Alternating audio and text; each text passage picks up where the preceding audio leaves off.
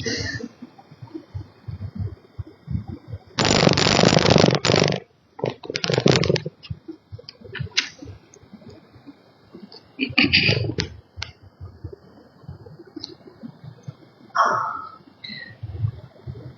لله رب العالمين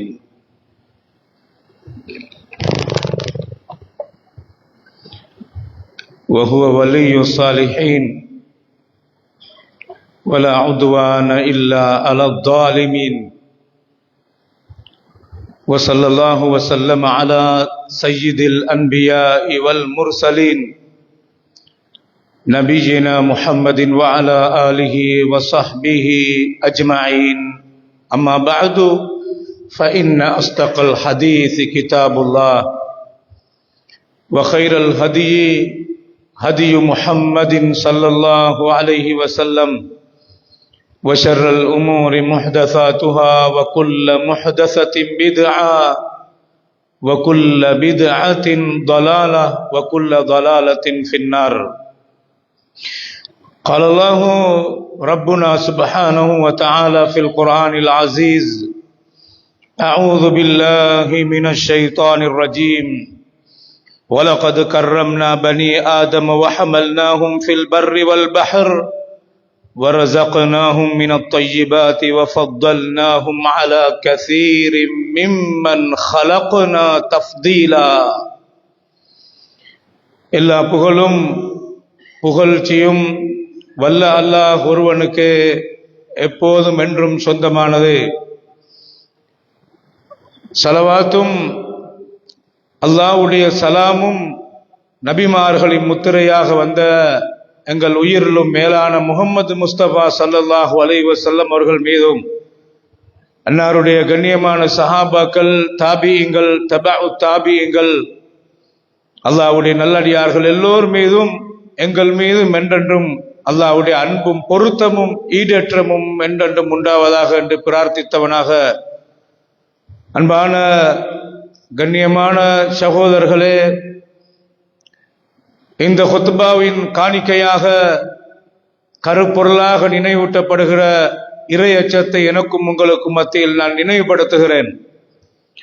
எப்போதும் அல்லாஹ்வை திருப்திப்படுத்த வாழ்வோமாக, எப்போதும் அல்லாஹ்வை நெருங்குவதற்குரிய வழியை தேடுவோமாக, எப்போதும் அல்லாஹ்வோடு நாணயமாக நடந்து கொள்ள முயற்சிப்போமாக, தனிமையிலும் பரகசியத்திலும் என்றும் ஒன்றாக இருக்க முயற்சிப்போமாக. வல்ல அல்லாஹ் எனக்கும் உங்களுக்கும் அந்த இறையச்சத்துக்குரிய பாக்கியத்தை தந்தருள்வானாக.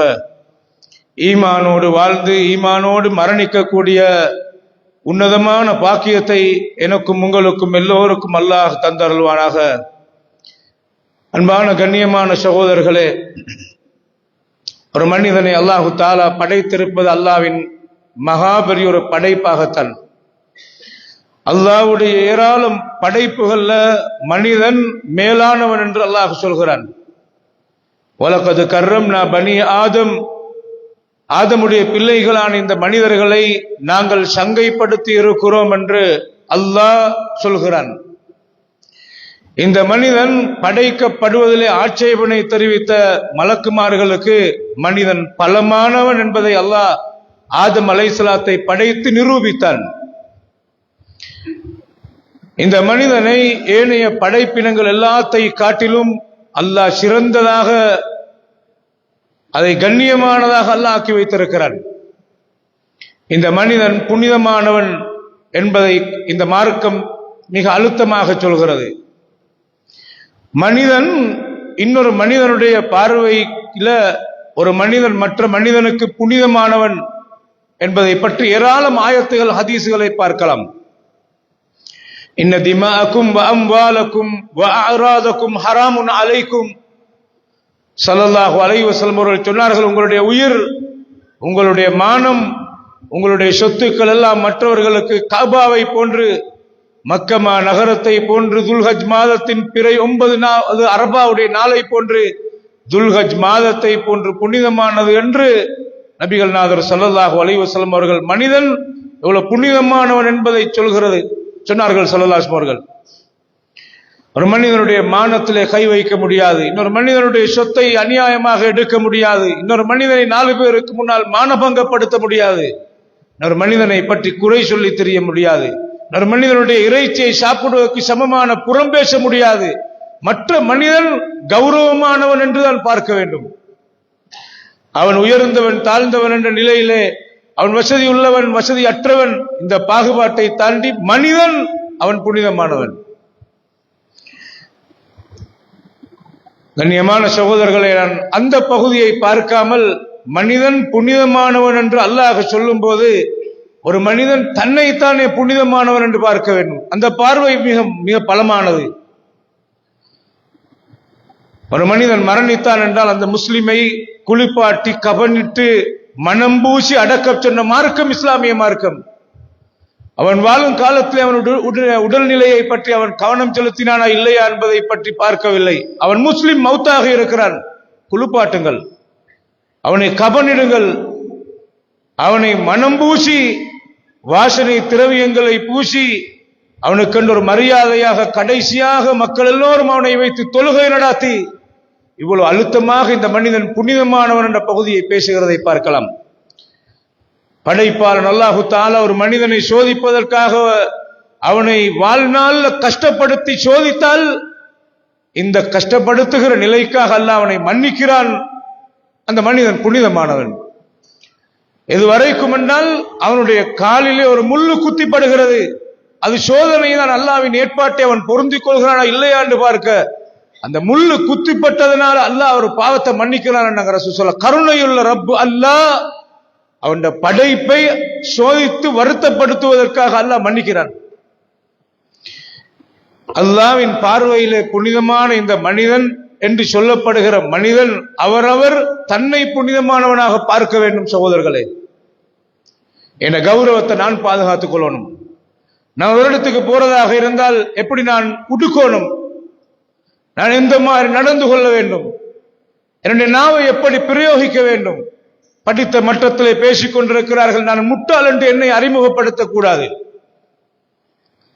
என்னுடைய வீட்டு சூழல் எப்படி அமைய வேண்டும், என் முற்றம் எப்படி அமைய வேண்டும். கண்ணியமான பெருமக்களே, ஒரு மனிதனுடைய கௌரவம் மானம் மரியாதைய புனிதம் என்று சொல்கிற மார்க்கம் இன்னொருவருடைய பார்வையில புனிதமாக பார்க்கப்பட வேண்டும் என்று சொல்கிற நேரத்தில் தண்ட வாழ்வு தனக்கு புனிதமானதாக இருக்க வேண்டும். இதுல மனிதன் கவனஈனமாக இருக்கிறதுனால தான் கால ஓட்டத்தில் நீங்க நாளுக்கு நாள் பார்க்கலாம், ஒவ்வொரு மனிதனும் போதைப் பொருளுக்கு அடிமையாகிறான்.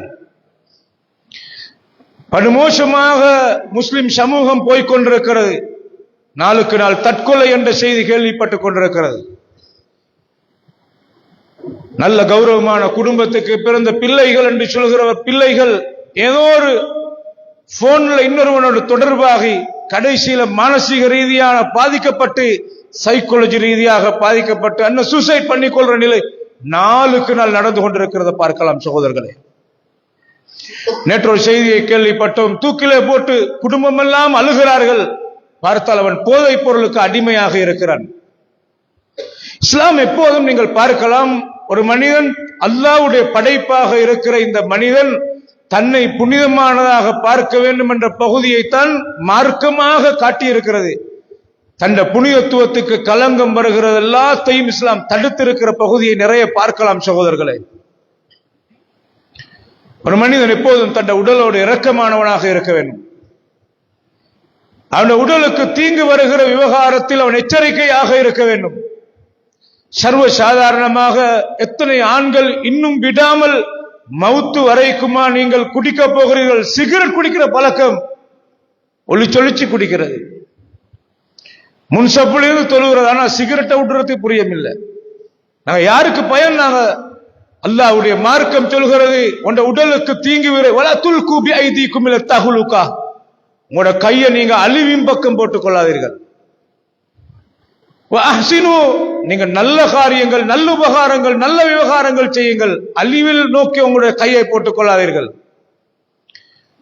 புகை பிடித்தல் உடல் நலனுக்கு கேடு விளைவிக்கும் என்று பெட்டியிலே அடிக்கப்பட்டிருக்கிறது. உனக்கு கேன்சரை ஏற்படுத்தும் என்று அழுத்தமாக சொல்லப்பட்டிருக்கிறது.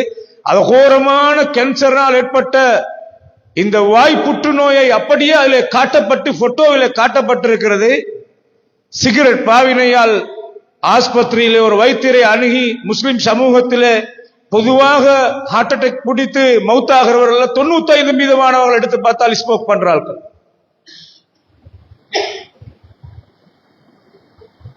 ரமலான்ல ஒரு ரமலான் காலையிலிருந்து சுபகிலிருந்து மகரிப் வரைக்கும் அப்படியே உண்ணாமல் அருந்தாமல் அல்லாஹ்வுக்கு அடிமையாக இருந்துட்டு நோன்பு திறக்கிற நேரத்துல நோன்பு திறக்கிறதுல விட சிகரெட்ல கவனம் செலுத்துறத பார்க்கலாம். இங்க நோன்பு திறக்கிற உடனடியாக அடுத்த நிமிஷம் வெளியில போய் சிகரெட் குடிச்சிட்டு வரத பார்க்கலாம்.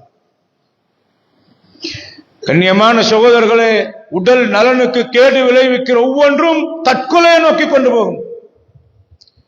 நீங்க பார்க்கலாம், ஒரு மனிதன் தற்கொலை செய்யணும் என்ற நோக்கத்துல அவன் தன்னை நோவித்துக் கொள்கின்ற விவகாரம் என்பது வேறு. தற்கொலை பண்ணிக் கொள்வது என்பது என்று நேரடியாக அவனை நெஞ்சை குத்திக் கொள்கிறான், கழுத்தை வெட்டுகிறான், கழுத்திலே கயிற்றை போட்டு தூங்குகிறான். இதெல்லாம் நேரடியாக அவன் தற்கொலை செய்து கொள்ள வேண்டும் என்று செய்கிறான். இன்னொன்று இருக்கிறது, நான் தற்கொலை பண்ண வேண்டும் என்று செய்யவில்லை, ஆனாலும் பாதிப்பென்று தெரிந்து கொண்டு செய்கிறான். அது தற்கொலை என்று அர்த்தமாகும் என்பதை நான் இப்போது சொல்லும் ஹதீஸை சிந்தியுங்கள் கண்ணியமான சகோதரர்களே. நபி ஸல்லல்லாஹு அலைஹி வஸல்லம் அவர்கள் சொன்னார்கள், முன்பு ஒரு காலத்தில் ஒரு மனிதன் அவனுடைய உடம்பிலே ஒரு காயம் இருந்தது. இந்த ஹதீஸ் சஹீஹ் முஸ்லிமிலே பதிவாக இருக்கிறது. அந்த மனிதனுடைய உடலிலே ஒரு காயம் ஏற்பட்டு அந்த வலி தாங்க இயலாமல் ஃபஅഖத சிக்கீனன் ஃபஹஸ்ஸ யதஹு, அவன் ஒரு கத்தியை எடுத்து அவனுடைய உடலில் இருக்கிற காய வலியை தாங்க முடியாமல் பொறுமையை இழந்து ஒரு கத்தி எடுத்து கையை வெட்டினான் என்றார்கள் ஸல்லல்லாஹு அலைஹி வஸல்லம். கையத்தை வெட்டினான். தற்கொலை பண்ணிக் கொள்கிற மனிதன் கழுத்தை வெட்டுவான், நெஞ்சிலே நடுவிலே கத்தியால் குத்துவான். இவன் எடுத்த ஆத்திரத்திலே கையை தான் வெட்டினான். சில பேர் செய்வார்கள், கையை எடுத்து சுகர்ல அடிப்பார்கள், தலையை எடுத்து சுகர்ல அடிப்பார்கள். நான் தற்கொலை செய்கிற நோக்கத்தில் அடிக்கவில்லை. இந்த உடலை நோவிக்க முடியாது சகோதரர்களே. மார்க்கம் என்ற பெயரிலேயே இந்த உடலை வருத்தப்படுத்திக் கொள்வதை விரும்பாத தடுத்த மார்க்கம் இஸ்லாம். நபிகள் அவர்கள் மிம்பரில் இருக்கிறார்கள். வெளியிலே ஒரு மனிதன் வெயிலிலே நின்று கொண்டிருக்கிறார். யார் அவர் என்று நபிகளார் கேட்டார்கள். இந்த ஹதீஸ் புகாரிலே பதிவாக இருக்கிறது. அவர் அபூ இஸ்ராயில், அவரின் பெயர் அப்படித்தான். ஏன் நிற்கிறார்? சொன்னார்கள், அந்த மனிதர் ஒரு நேர்ச்சை வைத்திருக்கிறார். அந்த நேர்ச்சை, நான் வெயிலிலே நிற்க வேண்டும், நோம்பாளியாக இருக்க வேண்டும், நான் நிழல் பெறாமல் யாருடனும் கதைக்காமல் வெயிலிலே நின்று அல்லாஹ்வுக்காக அர்ப்பணிக்க வேண்டும் என்று தன்னை வருத்தப்படுத்திக் கொள்ற ஒரு நேர்ச்சியை வைத்திருக்கிறார். இந்த ஹதீஸ் உங்களுக்கு தெரிந்தது. ஸல்லல்லாஹு அலைஹி வஸல்லம் அவர்கள் சொன்னார்கள், அந்த மனிதருக்கு உடனடியாக உட்கார சொல்லுங்கள், நிழலிலே வந்து உட்கார சொல்லுங்கள். மக்களோடு கதைக்க மாட்டேன் என்று செய்த நேர்ச்சியை உடைக்க சொல்லுங்கள், மக்களோடு கதைக்க சொல்லுங்கள். ஆனால் அவருக்கு நிறைவு செய்ய முடியுமான ஒன்றுதான் பிடித்த நோன்பை மகரிப் வரைக்கும் பூரணப்படுத்த சொல்லுங்கள், மற்ற எல்லாத்தையும் விட சொல்லுங்கள். இன்னல்லாஹ லகனியுன் அன் தஅதீபி ஹாதா நஃப்ஸஹு, இவர் தன்னைத்தானே வேதனை சொல்லி செய்து கொள்வதை விட்டும் அல்லாஹ் தேவையற்றவனாக. இப்படி ஒரு இபாதத் கிடையாது. நபிகளாரின் காலத்தில் ஒரு மனிதர், அவருக்கு வாகனம் இருந்தும் வெயிலிலே நான் தவாப் செய்ய வேண்டும் என்று அவர் சுற்றி வலம் வந்து கொண்டிருக்கிறார். நபிகளார் சொன்னார்கள், அவருக்கு வாகனம் இருந்தால் வாகனத்திலே போய் சொல்லுங்க, தன்னை தானே வருத்தப்படுத்திக் கொள்ள வேண்டும் என்று அல்லாஹ்வுக்கு தேவையில்லை என்றார்கள். இந்த உடலை மார்க்கம் என்ற பெயரிலேயே வருத்தப்படுத்திக் கொள்வதை தடுத்த இந்த இஸ்லாமிய மார்க்கத்தில், மார்க்கம் என்று அல்லாஹ்வுக்கு அர்ப்பணிக்க வேண்டும் என்று செய்ததையே தடுத்த இஸ்லாம் இப்படி இபாதத் கிடையாது. சொன்னார்கள் ஸல்லல்லாஹு அலைஹி வஸல்லம், அந்த மனிதன் உடல் இருக்கிற வேதனையை தாங்கிக் கொள்ள முடியாமல் கையை ஒரு கத்தியால் வெட்டினான். வார ஆத்திரத்துல தலை அடிச்சு கொள்றது, வார ஆத்திரத்துல கையை கொண்டு போய் தலையில் அடிச்சு கொள்றது, கன்னத்தில் அடிக்கிறது. லைஸ மின்னா மன் லதமல் ஹுதூத் வ ஷக்கல் ஜுயூப். ஸல்லல்லாஹு அலைஹி வஸல்லம் சொன்னார்கள், ஆத்திரத்தால் கன்னத்திலே கையை அடித்துக் கொள்கிற மனிதன் தன்னுடைய சட்டையை மேல் பகுதியிலிருந்து கழுத்து பகுதியிலிருந்து எடுத்து கிழித்துக் கொள்கிற மனிதன். ஜாஹிலியா கலாச்சாரங்களை மீண்டும் இஸ்லாத்துக்குள்ளே இருந்து கொண்டு பேசுகிறவன், செய்கிறவன் என்னை சார்ந்தவன் அல்ல என்றார்கள் ஸல்லல்லாஹு அலைஹி வஸல்லம் அவர்கள். அந்த மனிதன் கத்தியை எடுத்து கையை வெட்டுகிறான்.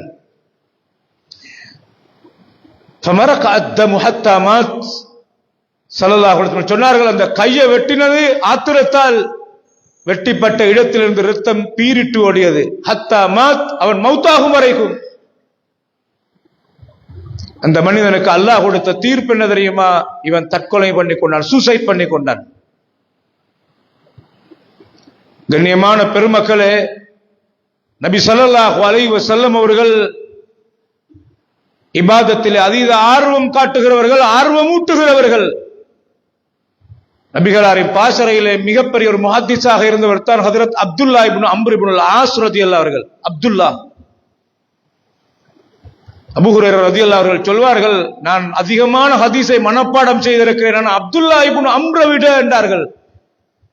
ஓ யக்துபு வலா அக்துபு என்று சொல்வார்கள். நான் ஹதீஸ மனப்பாடம் தான் செய்வேன், ஆனால் அப்துல்லா இப்னு அம்ர் இப்னு ஆஸ் ஹதீஸ கேட்டு கேட்டு கேட்டு கேட்டு எழுதி கொண்டே இருப்பார், எழுதுவார் அவர்.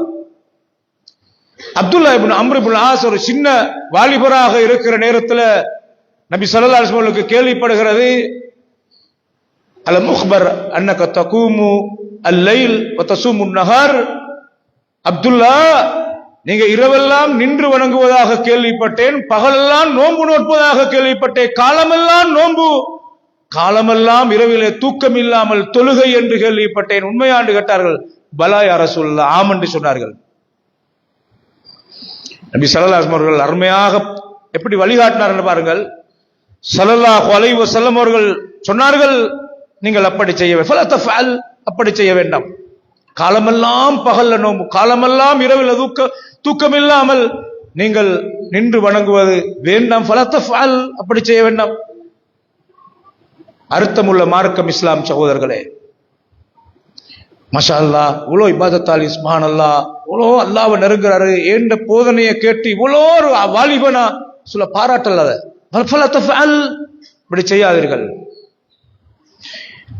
சும் வஅஃப்திர் வகும் வனம், நீங்க சில காலம் நோன்பு பிடியுங்கள், சில காலம் நோன்பு இல்லாமல் இருங்கள், இரவிலே தூங்குங்கள், எழும்பி தொழுங்கள், மாறி மாறி செய்யுங்கள்.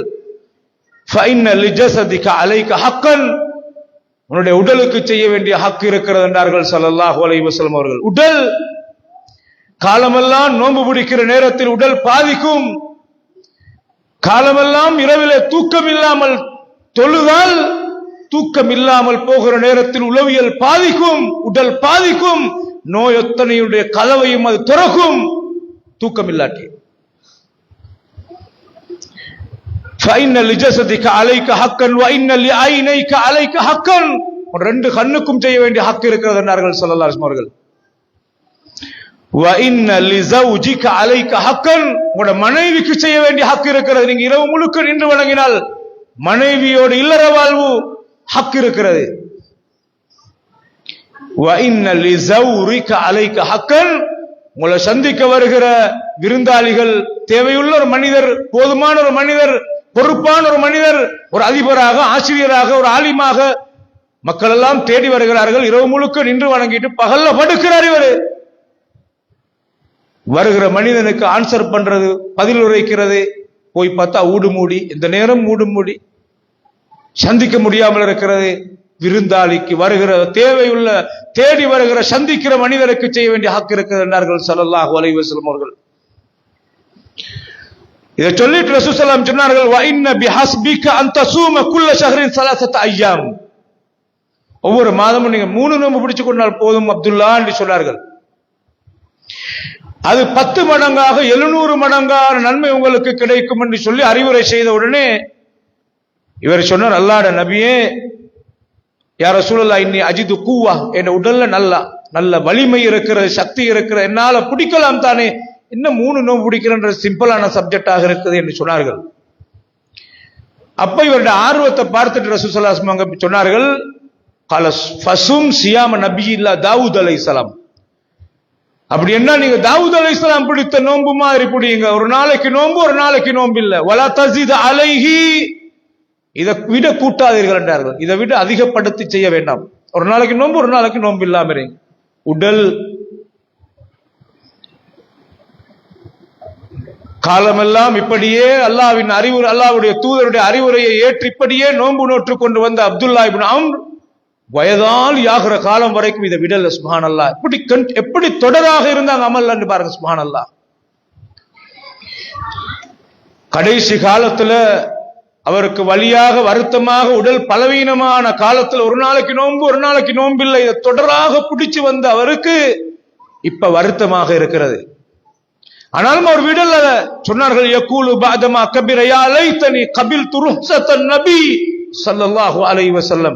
அல்லாஹ்வுடைய நபி எனக்கு தந்த சலுகை அன்றே நான் ஏற்றிருந்தால் நன்றாக இருந்திருக்குமே, ஏற்றிருக்கலாம் தானே என்று சொன்னார்கள் ஹஜ்ரத் அப்துல்லா இப்னு அம்ர் இப்னு ஆஸ் ரலியல்லாஹு அவர்கள். மார்க்கம் இபாதத் என்ற பேரிலே செய்கிற இந்த விவகாரத்தை கூட நபிகளார், ஒரு மனிதன் உடல் எவ்வளவு புனிதமானது, எவ்வளவு கவனமாக பாதுகாக்கப்பட வேண்டியது, அவன் உடல் ஆரோக்கியத்தில் எவ்வளவு கவனம் செலுத்தப்பட வேண்டியது என்று ஸல்லல்லாஹு அலைஹி வஸல்லம் எவ்வளவு உணர்த்தினார்கள் என்று பாருங்கள் சகோதரர்களே. மனிதனுடைய உடலில் நோய் வந்தால் அதுக்கு மருந்து செய்ய வேண்டும். நாங்கெல்லாம் மௌத்தா போற உடம்புகள் இதெல்லாம் மருந்து செஞ்சு என்ன பலன்? ஒரு நாளைக்கு மௌத்து தானே. இது பிழையான சித்தாந்தம் சகோதரர்களே. ஒரு மனிதன் மௌத்து வரைக்கும், அல்லாஹ் என்ற உயிரை எடுக்கும் வரைக்கும் மௌத்தத்தா என்று கேட்கப்படாது. அப்படி ஒரு நிலைமை வந்தால், எனக்கு மௌத்து ஹைராக இருந்தால் தாயால், இல்லாட்டி ஆரோக்கியத்தை நோக்கித்தான் அவன் நகரணும். அவன் ஆரோக்கியத்துக்கு ரெண்டு வழியை கையாளலாம். ஒன்று ஆன்மீக ரீதியான ஆரோக்கியம், ஒன்று அல்லாஹ்ட்ட அதிகமா துஆ கேட்கிறது. நபிகளார் ஒரு நோயாளியை சந்திக்கிறதுக்காக போன உடனே அந்த மனிதனுடைய உடல் நிலையை பார்த்தால் ரொம்ப ஒட்டியதாக இருக்கிறது.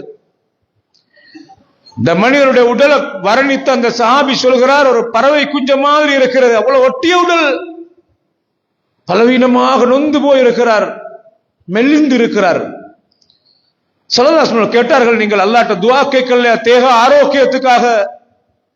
நபியே, நான் அல்லாஹ்ட்ட துஆ கேட்டேன். எப்படி கேட்டேன் என்றால், நான் உலகத்துல தப்பு செஞ்சிருந்தால் யா அல்லாஹ் அதுக்கு தண்டனை நீ மறுமையில தராதே, இங்கேயே தந்து முடிச்சிடு, அப்படி கேட்டேன்.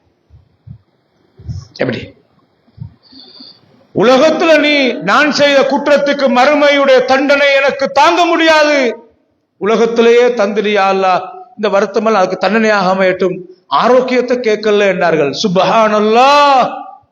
ஆச்சரியமாக நபிகளார் சுப்ஹானல்லாஹ் என்று சொல்லிட்டு, இன்னக்கலா துதீகு, நீங்க அதுக்கு சக்தி பெற மாட்டீங்க, அவுலா தஸ்ததீஉ, நீங்க அதுக்கு சக்தி பெற மாட்டீங்க. நீங்க ஏன்? நீங்க அல்லாஹ்ட்ட ரப்பனா ஆத்தினா ஃபித் துன்யா ஹஸனா வஃபில் ஆখিরাতি ஹஸனத்தன் வகினா அஸாபன்னார், யா அல்லாஹ் உலகத்திலே மனமான வாழ்க்கையை தா, ஆரோக்கியமான, ஸ்ட்ரெஸ் இல்லாத, நல்ல மனநிலையோட, சுகமான, வளமான, மனமான, நிறைவான, நிரப்பமான, அழகான வாழ்க்கையை உலகத்துல தாயா அல்லாஹ். கேளுங்க, தாராளமான ரப்பிட்ட தாராளமாக கேளுங்கள். வஃபில் ஆখিরাতি ஹஸனா, மறுமையிலே அழகான வாழ்க்கையை தா, நரகத்தை விட்டு என்ன பாதுகாத்துறியா அல்லாஹ். இந்த துஆவை நீங்க கேட்கலுமே, அல்லாஹ்ட்ட கேட்கலுமே உங்களுக்கு உடனே இந்த மனிதன் நிலைமையை மாற்றி உடனே துஆ கேட்க ஆரம்பித்தார். ஹதீஸ்ல வருகிறது, ஷஃபாஹுல்லாஹ், அல்லாஹ் அவருக்கு ஆரோக்கியத்தை கொடுத்தார். சுப்ஹானல்லாஹ்.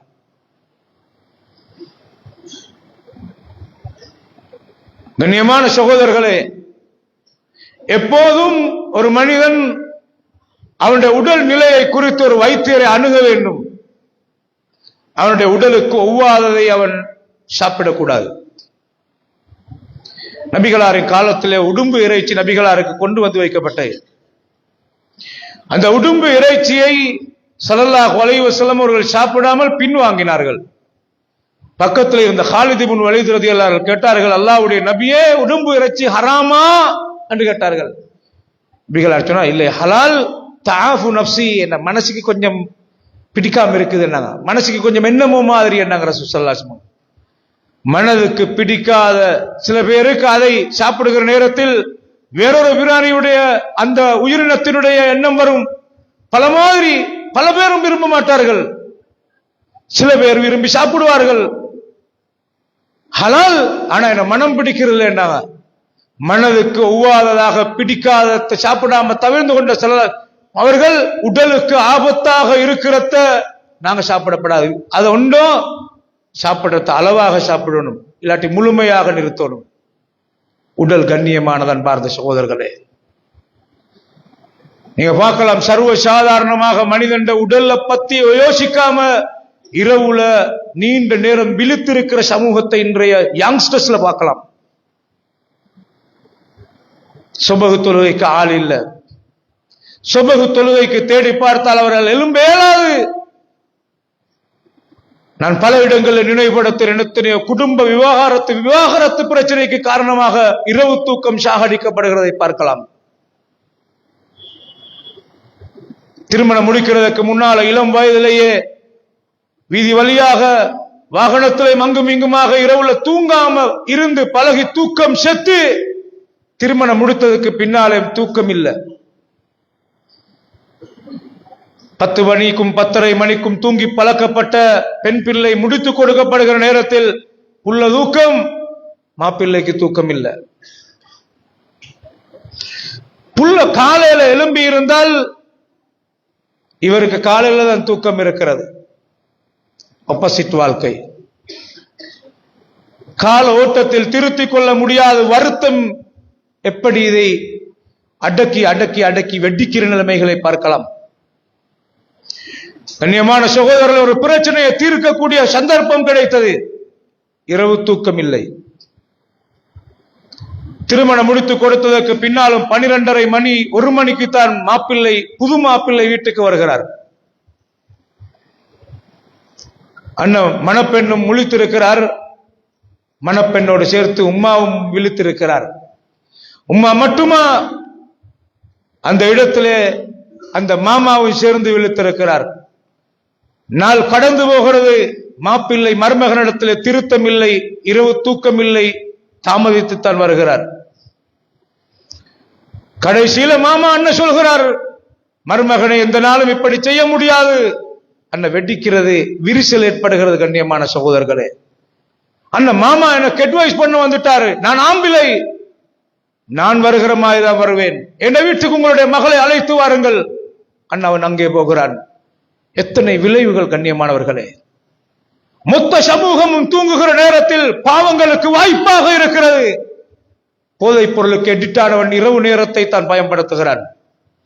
அதை பார்சல் பண்ணி புரோக்கர் வேலை செய்வது இரவு நேரத்தை பயன்படுத்துகிறான். மொத்தத்தில் இந்த உடல் தேக ஆரோக்கியம் செத்து போகிற நிலைமைகளை பார்க்கலாம். அன்பார்ந்த சகோதரர்களே, கட்டுப்பாடற்ற சாப்பாடுகள்,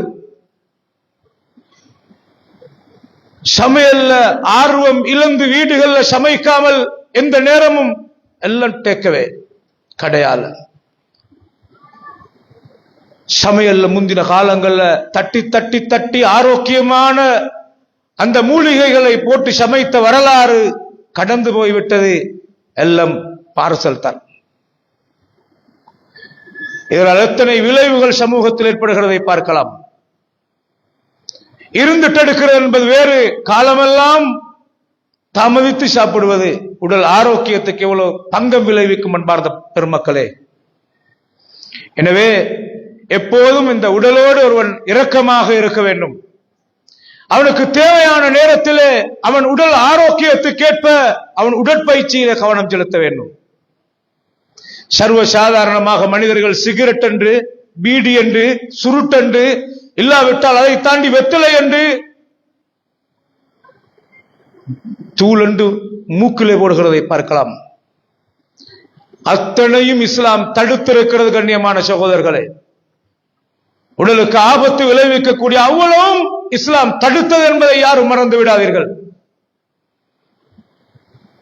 கண்ணியமான பெருமக்களே, ஒவ்வொரு நாளும் ஒவ்வொரு மனிதனும் தன்னுடைய தேக ஆரோக்கியத்தில் அல்லாஹ்விடத்தில் துஆ கேட்க வேண்டும்.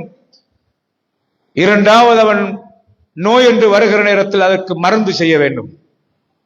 ஆன்மீக ரீதியான மருந்துகள்ல ஒரு மனிதனுக்கு தேன் பயன்படுத்தலாம். ஃபீஹி ஷிஃபாஉல் லின்னாஸ், அதில் அல்லாஹ் மருத்துவத்தை வைத்திருக்கிறான். கருஞ்சீரகம், அல் ஹப்பத்து சௌதா, மௌத்தை தவிர எல்லா நோய்க்கும் மருந்துண்டு. கருஞ்சீரகம் பயன்படுத்துவது. அல்லாஹ்வுடைய மகத்தான பரக்கத்தான தண்ணீர் ஜம்சம் நோய்க்கு மருந்து இருக்கிறது என்றார்கள் ஸல்லல்லாஹு அலைஹி வஸல்லம் அவர்கள். அஜ்வா பேரித்தம்பலங்களை அதிலே மருந்து இருக்கிறது. ஸல்லல்லாஹு அலைஹி வஸல்லம் அவர்கள் வழிகாட்டிய ஆன்மீக ரீதியான மருத்துவங்கள். ஒரு இடத்துல வலி இருக்கிறதா, நபிகளார் ஸல்லல்லாஹு அலைஹி வஸல்லம் அந்த இடத்தை கையை வைத்துக் கொண்டு பிஸ்மில்லாஹ் பிஸ்மில்லாஹ் என்று 3 முறை சொல்லி அஊது பிஇஸ்ஸத்தில்லாஹி வ குத்ரத்திஹி மின் ஷர்ரி மா அஜ்து வ உஹாதிர், யா அல்லாஹ், அல்லாஹ்வுடைய கலிமாக்களையும் குத்ரத்தையும் கொண்டு நான் படுகிற வருத்தத்திலிருந்து பாதுகாப்பு தேடுகிறேன் 7 முறை சொல்ல சொன்னார்கள்.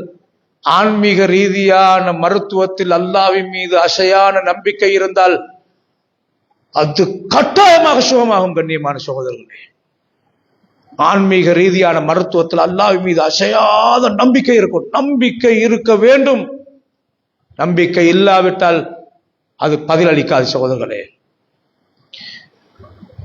நாங்கள் ஒரு வைத்தியரை அணுகுவது, உடல் ரீதியாக மருத்துவத்தில் கவனம் செலுத்துவது, மறுமை என்ற பற்றோடு வாழுகிறோம் என்பதற்காக உடலை கணக்கெடுக்காமல் வாழ்வது என்பது பிழையான நிலைப்பாடு. அன்பார்ந்த சகோதரர்களே, நான் மருந்து செய்யறதில்ல, வாரதெல்லாம் வரட்டும், எனக்கு இன்ன நோய் இருக்குது, இன்னெல்லாம் இருக்குது, நான் ஒன்றே கணக்கெடுக்கிறதில்ல, எல்லாம் அடிச்சுட்டுடுறது, ஒரு இடத்துல நல்லா அடிச்சு சாப்பிடுறது, இறைச்சி கடுமையாக சாப்பிட்டால் இவருக்கு ஆபத்து என்றால் கடைசியில வாப்பா அப்பா வருத்தப்பட்டா வீட்டுல பேரப்பிள்ளையும் பொஞ்சாதியும் பிள்ளைகளும் கஷ்டப்படுகிற நிலைமைகளை பார்க்கலாம். அன்பார்ந்த சகோதரர்களே, இஸ்லாம் அல்லாஹு தஆலா எனக்கும் உங்களுக்கும் அருள் புரிவானாக.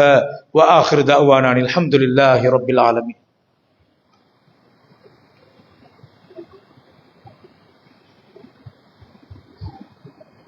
அல்ஹம்துலில்லாஹி ரப்பில் ஆலமீன் வ ஹுவ வலிய்யுஸ் ஸாலிஹீன் வ லா உத்வான இல்லா அலல் ஸாலிமீன் وصلى الله وسلم على نبينا محمد وعلى آله وصحبه أجمعين. أما بعد.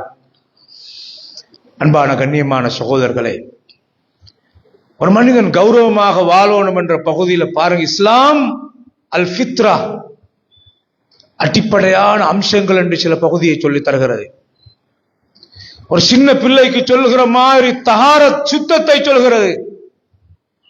ஸல்லல்லாஹு அலைஹி வஸல்லம் அவர்கள் வக்கத்தலனா ரசூலுல்லாஹி ஸல்லல்லாஹு அலைஹி வஸல்லம் ஃபீ கஸ்ஸி ஷாரிப், இந்த மேல் மீசையை கத்தரிக்கிற விவகாரத்துல கால அளவை எங்களுக்கு வரையறுத்தார்கள். ஸல்லல்லாஹு அலைஹி வஸல்லம் கால அளவு, மேல் மீசையை வளரவிடக் கூடாது, கத்தரிக்க வேண்டும். வத்தக்தீமில் அத்ஃபார், நகங்களை வெட்ட வேண்டும். நான் இந்த தொழில் செய்கிறேன், எனக்கு இன்ன நகத்துல நகம் தேவை இல்லை. சகோதரர்களே, நகத்தை வெட்டணும். தன்னுடைய கமுக்கட்டு முடிகள் என்று சொல்கிற அந்த கக்கத்து பகுதியிலே வருகிற முடிகள் அகற்றப்பட வேண்டும். தன்னுடைய மர்மஸ்தானத்தோடு தொடர்பான முடிகள் அகற்றப்பட வேண்டும். எங்களுக்கு கால அளவை நபிகளார் வரையறுத்தார்கள். அல்லா நத்ருக அக்ஸர மின் 40 லைலா, 40 நாளை தாண்ட விட வேண்டாம். சஹீஹ் முஸ்லிம்ல இந்த ஹதீஸ் பதிவாக இருக்கிறது. கண்ணியமான பெருமக்களே, எந்த ஒரு சந்தர்ப்பத்திலும் நானும் நீங்களும் எந்த ஒரு ஆத்திரமான எந்த ஒரு கஷ்டமான சந்தர்ப்பத்திலும் பொய்க்கு கூட பரிகாசத்துக்கு கூட தற்கொலை என்ற செத்து போனா நல்லா இருக்கும் என்ற ஒரு வார்த்தை பயன்படுத்தக்கூடாது. இந்த ஹதீஸை சொல்கிறேன், நீங்கள் அவதானமாக கேளுங்கள். தற்கொலை என்ற விவகாரத்தை ரசூல் ஸல்லல்லாஹு அலைஹி வஸல்லம் இன்றைக்கு கடுமையாக சூடு பிடித்துக் கொண்டிருக்கிறது. மன் கத்தல நஃப்ஸஹு பிஹதீதத்தின் ஃபஹதீதத்துஹு ஃபீ யதிஹி யதவஜ்ஜஉ பிஹா ஃபீ பத்னிஹி ஃபீ நாரி ஜஹன்னம காலிதன் முகல்லதன் ஃபீஹா அபதா. ஸஹீஹுல் புகாரி.